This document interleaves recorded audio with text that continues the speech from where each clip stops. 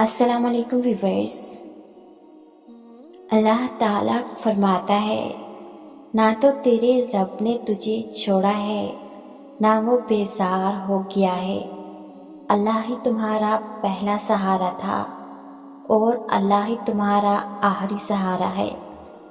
تم کتنے ہی گناہ گار کیوں نہ ہو، کتنے ہی نافرمان کیوں نہ ہو، جب بھی تم اسے پکارو گے وہ تمہیں جواب دے گا۔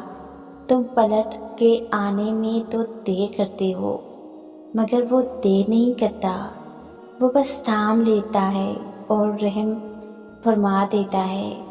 وہ وقت دور نہیں ہے جب تمہیں تمہارا رب اتنا دے گا کہ تم راضی ہو جاؤ گی۔ دعا کے قبول نہ ہونے کا تعلق اللہ کی ناراضگی سے نہیں ہوتا۔ اگر دعا کے قبول نہ ہونے کا انحصار اللہ کی ناراضگی پہ ہوتا تو حضرت یعقوب علیہ السلام اپنے بیٹے سے کبھی بچھڑتے ہی نہ۔ دعا تو انہوں نے بھی مانگی ہوگی، اللہ ان سے ناراض تو نہیں ہوا تھا کہ ان کی دعا قبول نہیں کرتا۔ وہ تو پیغمبر تھے نا، اللہ کے نیک بندے تھے، تو پھر اللہ انہیں کیوں دکھ دیتا؟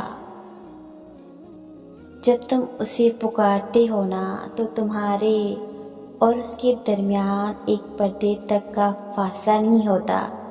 وہ تمہیں روبرو بیٹھ کر سن رہا ہوتا ہے، دیکھ رہا ہوتا ہے، تمہارے بار بار اللہ کہنے پر مسکرا رہا ہوتا ہے۔ اگر اس کے ہاں اندھیر ہوتا تو کیا وہ تمہیں سنتا، دیکھتا، رونے کے بعد تمہارا ہمت دیتا؟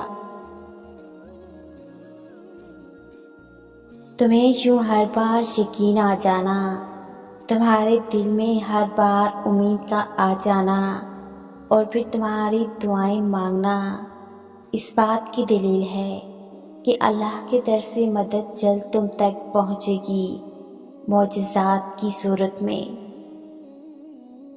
جب دل تھک جائے تو جان لو کہ آسمان سے تمہاری مدد کے لیے قبولیت کا اب کوئی نہ کوئی دروازہ کھلنے والا ہے۔